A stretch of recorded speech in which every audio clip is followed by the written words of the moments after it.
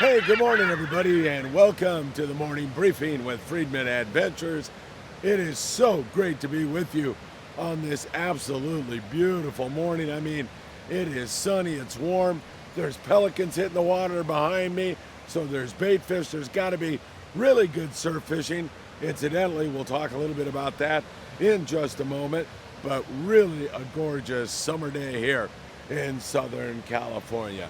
Well, I got a lot to cover with you. There's some phenomenal fishing going on. We're looking down the barrel of an outstanding fall, and things just can't get much better. Last night, what a show with Sam De La Torre, and we had a studio audience with Dan Burns out there hurling comments throughout the entire show. At first, I felt like I was teaching in China again with fifth graders and had to put Dan outside the classroom or something like that, but it turned out that he added a lot of flavor to the show. He contributed a lot of funny stuff, and it was really great. And Anthony Amalfitano was there. He came up with a great quiz program, trivia program for everybody there, so that was also a lot of fun and added to the show. Anthony, I thank you for that. Before the show even got started, however, I had a few guests, several people come by and say how much they're enjoying Friedman Adventures, and it was great to see them all. But Frank Savino, who I haven't seen for so many years, that was an emotional reunion for yours truly. So good to see Frank. He ran the Enterprise. He ran all kinds of boats out of here. He's such a great guy. He's got a place down in Baja. We've been trying to hook up together for many, many years. Haven't been able to do it. And last night I got to see my friend Frank, and it was fantastic. I have to tell you that. And then Ernie Montano and his son, they're on board the Amigo right now, catching Dorado and Yellowtail on kelps. Hopefully going to turn out some big bluefin. In addition to that, Ernie's a great guy. I've known him since '85 when he sent me a letter or request about something. I don't remember what it was. And I sent him a free fishing trip. And Ernie has never forgotten that. He showed up last night. It was really good to see him.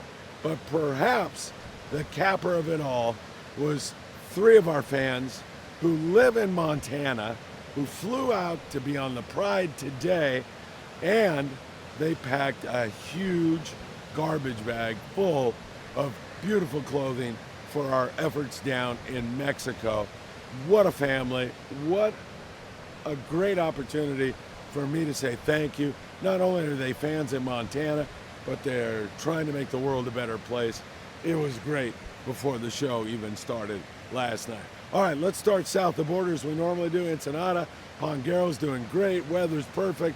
They're getting good amounts, or should I say copious amounts of yellowtail, Dorado. They're seeing marlin down that way. There's a lot of yellowfin tuna that have yet to really turn on, but I don't think that's going to be much longer. So we'll continue to watch that for you very, very closely.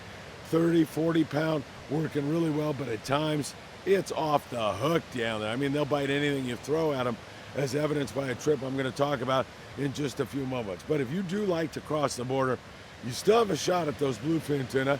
They're trolling marauders around, but a lot of it is turned into kelp paddy action and all that variety, that smorgasbord as you roll up on these patties. It certainly is a lot of fun. And I'm a guy who likes to cross the border and take advantage of the ambience of Baja California. Baja has hospitality, the people, the food, the culture, and the fishing.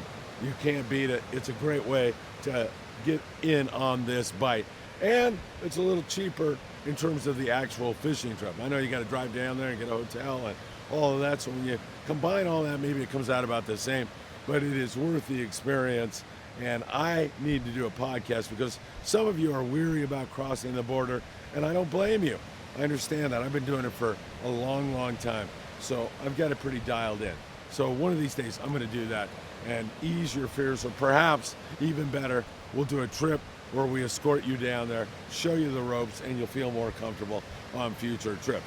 Do want to remind you all that on September the 10th, I'll be at Bass Pro Shops doing a podcast. You can be part of our studio audience. It's at 1 o'clock in the afternoon. Bass Pro Shops in Rancho Cucamonga, right in front of the big bass tank. We will see you there. It should be a really good time. And 2 charters left in August. We have Bill Wilkerson and the Malihini on Friday, August the 19th. Just go in our show description here today and you're able to click on a link and book that trip. And then August the 31st on the Amigo out of 22nd Street. They've been red hot. Can't wait to fish with them. It's a 2-day trip.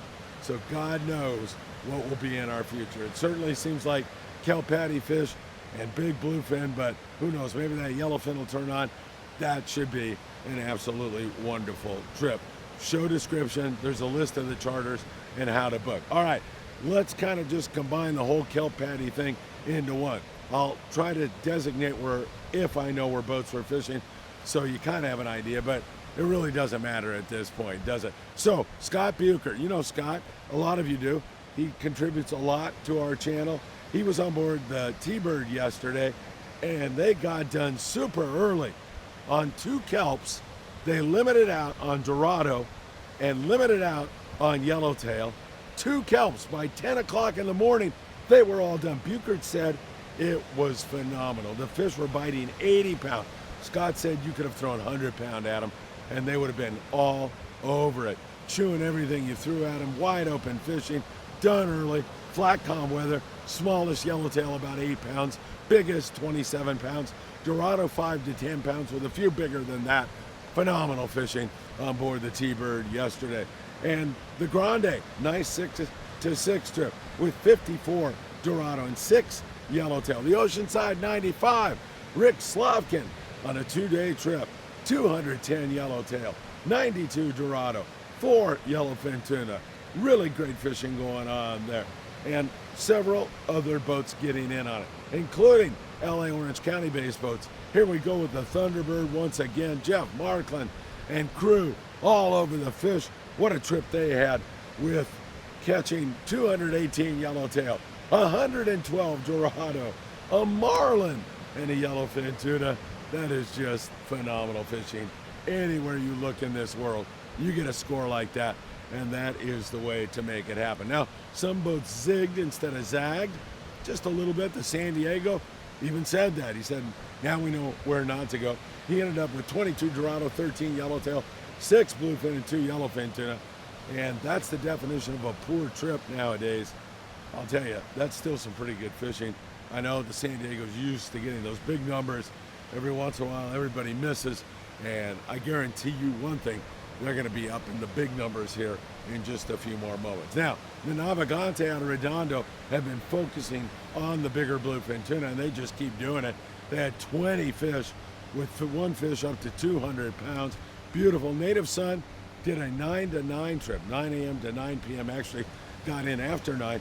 They went 1 for 3 on the bluefin tuna. Their bluefin was 100 plus pounds. And then we've got to talk about the Freelance, because we've been talking about Sean Morgan seeing all these Dorado close to home. And of course, Mauricio Lopez was on our show several weeks ago when they first saw those Dorados show up.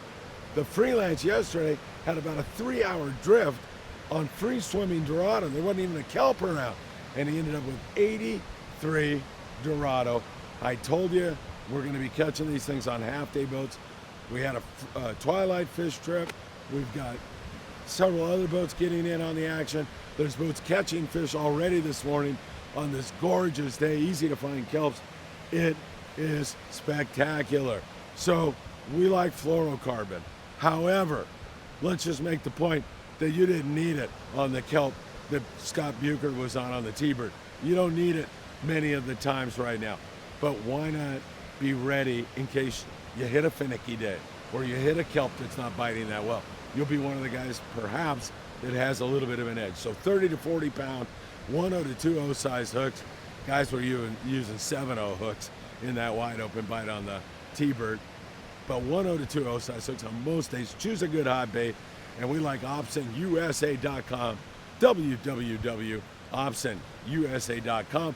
Put FA in at checkout and you will get a free gift and a handwritten note from Greg Brown. Nice touch by Greg, no question about it. Western Pride yesterday caught some sculpin and 3 Dorado. How surreal is that? You got sculpin and Dorado on the same trip. Seems kind of wild to me. So really some great fishing, and the prospects for the future just couldn't look much better than they do right now. In terms of albacore, that is rapidly going down the drain. Another prediction by Phil Friedman, another disaster. It just doesn't look like that's going to happen. And even if albacore showed up out there in that cooler water, there's going to be no one there to catch it. I think that's pretty much a done deal. Although, I'll hang on. Just my pride is involved in this. And I hope maybe somebody will come up with some fish. So really great kelp paddy action, no question about it. There's still some bluefin tuna mixed up with it. Long range boats are heading down to the rocks and they're finding some great fishing down there. So it really, really looks good at this point in time. Taking the islands now, down there, Todos Santos off of Ensenada. Some barracuda, more yellowtail in on those islands now. Most guys driving right by it. Good calico fishing. Up at the Coronado Islands, we have good yellowtail fishing. Nobody's fishing it. I mean, there's private guys that are fishing it, doing pretty good on that. Barracuda, calico bass, nothing wrong with that. San Clemente Island, there's a handful of yellows, sea lion problems still. Good calico bass fishing. Catalina Island, bonita, bass, barracuda. It's kind of slow though. Cat's just been in a funk all year long. Out there at Nicholas and Santa Barbara, a few white sea bass. Channel Island still catching some sea bass. Along the coast, we are seeing some good bass fishing down there in the Punta Banda area. Up there out of San Diego, the Premier yesterday had 80 legal calico bass. Nothing wrong with that out of San Diego with 33 guys. Same thing up there off the Dana Wharf area, kind of slow. A lot of those guys are pointing out toward the Dorado and starting to hit that stuff.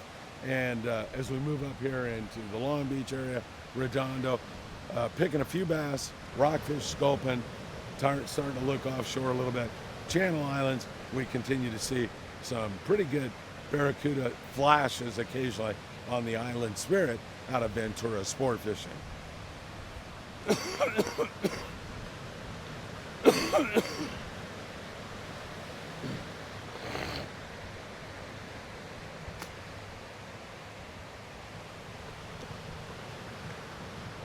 As for surf fishing, there's some really good surf fishing going on along our beaches right now. A lot of yellowfin croaker are starting to bite. They'll bite that chrome crocodile, they'll bite sand crabs, they'll bite ghost shrimp, all of that. So good yellowfin croaker fishing.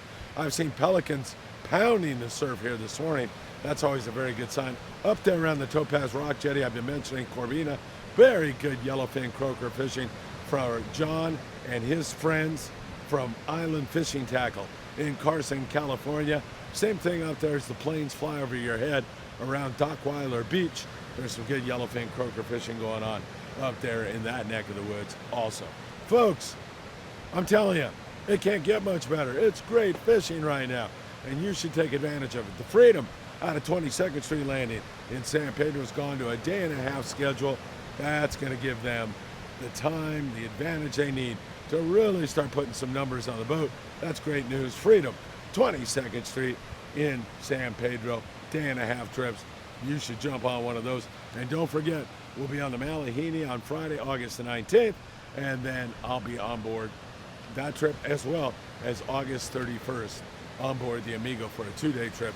Certainly hope you can join us. September the 10th, Bass Pro Shops in beautiful Rancho Cucamonga. Hope you can make it. And as always, I send you my very, very best, and thanks for helping us to grow so strong so quickly. All right, everybody, have a great day. It's gorgeous. Sneak off to the beach before you go to work or after you go to work. You're going to love it. I hope to see you really, really soon.